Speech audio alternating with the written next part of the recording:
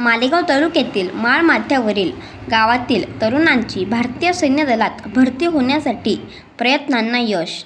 दहिवाळ, शेंदुर्णी, नाळे, देवारपाडे, झोडगे, गिगाव, रोंझाणे, शेताणे, म्हालनगाव, खलाणे तसेच रोजे येथील शेतकरी कुटुंबातील रोहन राजधर औटे यांची भारतीय सैन्य दलात निवड झाल्याने रोजे गावातील विविध कार्यकारी सेवा सोसायटीचे चेअरमन, व्हाईस चेअरमन तसेच संचालक व लोकनियुक्त सरपंच, उपसरपंच तसेच सदस्य व गावातील युवा तरुणांनी रोहन औटे परिवारातील सदस्यांचा धूमधडाक्यात JCBच्या साहाय्याने फुलांचा वर्षाव करीत एकच जल्लोष साजरी केला.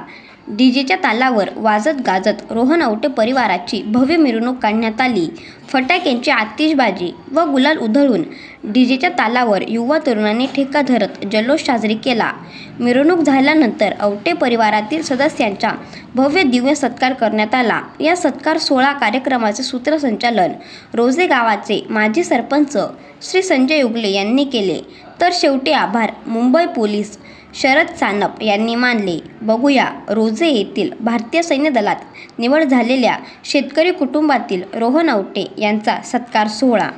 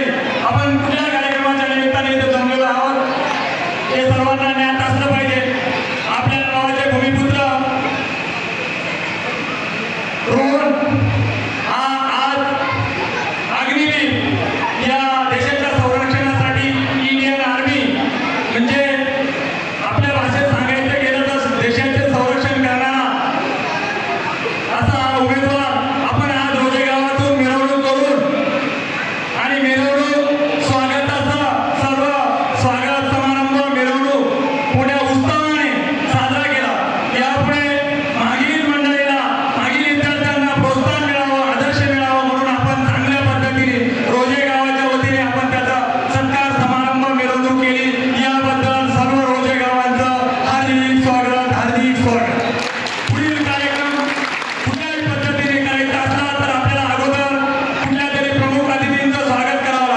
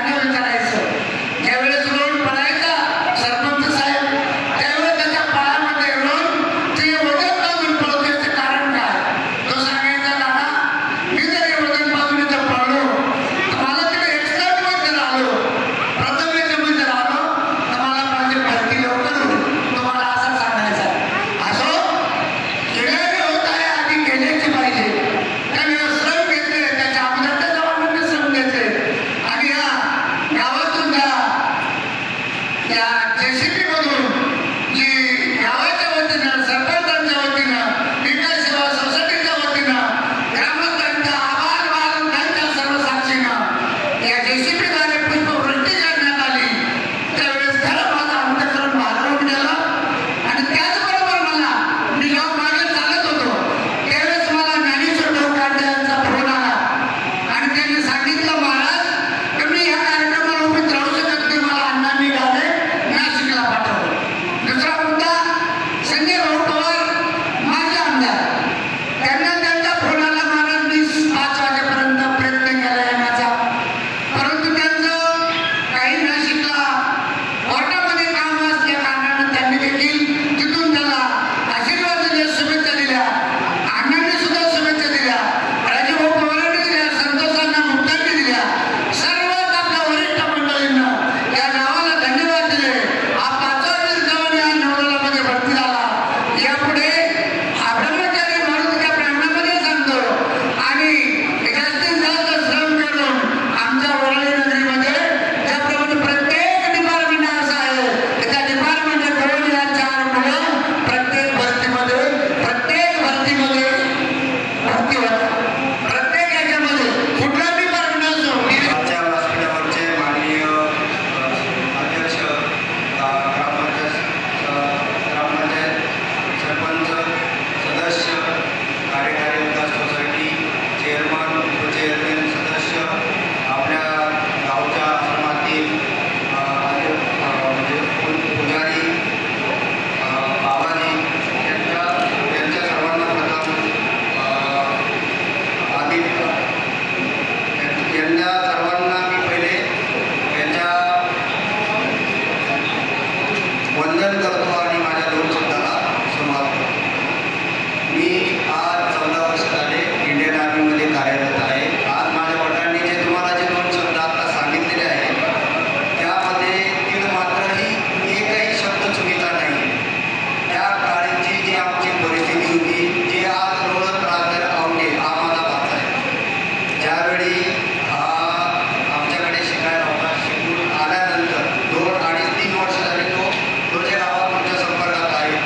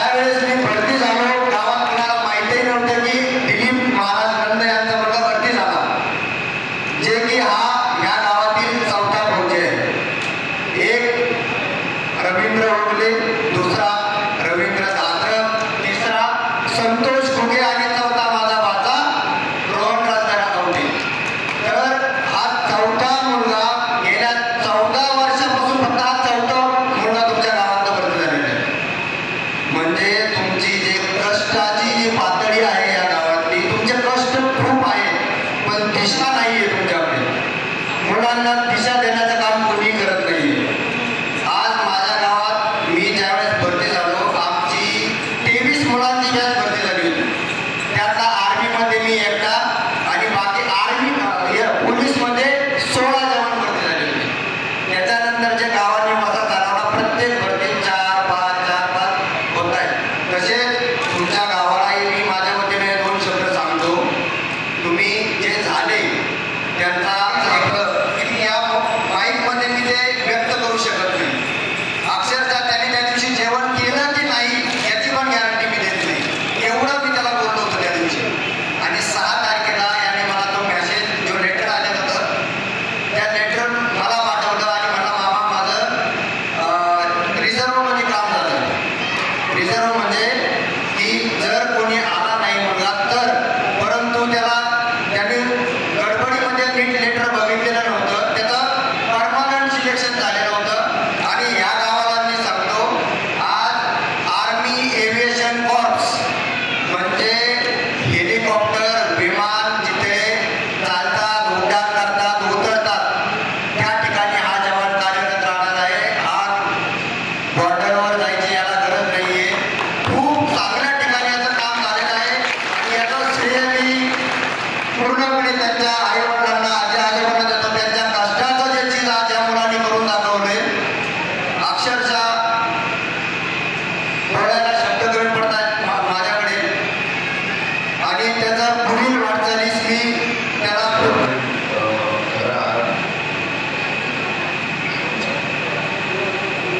रोहन मनीषा राजरावटे याचं कौतुक करावं तेवढं कमी आहे. त्याच्या मामाने सांगितल्याप्रमाणे आपल्या देशात हा कोणाचाच वाटेला कोण काही होऊ शकत नाही. कारण की जोपर्यंत तुम्ही स्वतः वैयक्तिक त्या दिशेने वाटचाल करत नाही तोपर्यंत तुम्ही सक्सेस होत नाही. आणि तसं त्या गावचे माझे मित्र आहेत छोटे जळगाव तिकडे त्यांनी सांगितल्याप्रमाणे एका बॅचला ॲटलिस्ट 15 ते 20 मुलं पर इयर हे कोर्समध्ये आणि प्रत्येक क्षेत्रात भरती होतं. याचं खरं श्रेय किंवा सभोवतालील वातावरण हे खूप गरजेचं किंवा पोषक असं होतं की आपण आज आपले जे पालक आहेत आपल्यावर म्हणतात की बाबा आज तू तिकडे काय झालं झालं पण तू चालणार आहे तुला यायचंच आहे. तिकडे तसं नाही. प्रथम काय म्हणतात तुझा अभ्यास कर, जर तू स्टडी बोर्ड झाला तर तू कामाला आहे. आणि मुलं अगदी तसंच करतात. आईवडिलांचे ते कष्ट बघून ते जर बोर्ड झाले तर मोबाईलऐवजी कामाला प्राधान्य देतात. आणि आज खरं तर इतका मोठा कार्यक्रम केला आपल्या गावाने कौतुक करावं तेवढं कमीच आहे. आणि ही तरुण मंडळी अगदी उत्साहाने होती. आणि सर्वात मोठ्या धोरणाने त्याचप्रमाणे प्रतिसाद दिला. गावाला मी विनंती करेन की आपण आपल्या मुलांना सुरुवातीला आपण आपल्या मुलांना धडा द्यायचा आहे. बाबा तुला जर शक्य झालं तर तू इतरांना चांगला सल्ला दे. पण अगदी असं होताना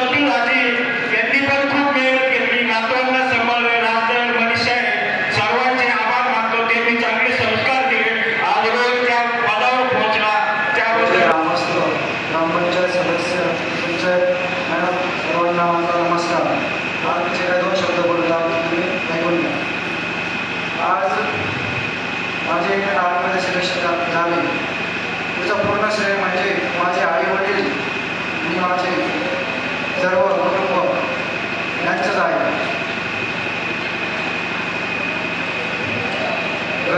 माझे सर्व घरचे मला काही काम सांगत नव्हते. मला म्हणायचे तू फक्त अभ्यास कर, तुझी काही गरज कशात आवडते. मी सकाळी लवकर रनिंग करायला जायचो, संध्याकाळी रनिंग करायला जायचो, दिवसभर अभ्यास करायचो, दुपारी कॉलेज जायचं, कॉलेज करायचो. एवढं सर्व ॲडजस्टमेंट होत नव्हतं. त्याच्यामुळं कॉलेज ड्रॉप केलं, बाहेर पेपर दिले, लॅब जॉईन केली आणि शेवट रिझल्ट लागला तेव्हा माझ्या डोळ्यामध्ये पाणी लागत नव्हते. सर्व म्हणायचे आनंदाचा दिवस रडतो का बरे. पण मग तो दिवस पाहण्यासाठी 3 वर्ष कष्ट केले आणि तो दिवस बघितला. आणि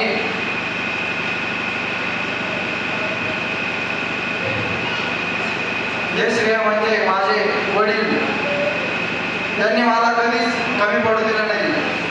हे मला म्हणाले तुला कितीही पैसा लागला तरी चालेल, पण मी तुझं शिक्षण पूर्ण करेल, पण तू इमानदारीने ते काही करू शकत नाही. त्यांच्या मी वेळ येईल, एक दिवस त्यांचा मी येईल, ते पण त्यांचं पण सिलेक्शन होईल.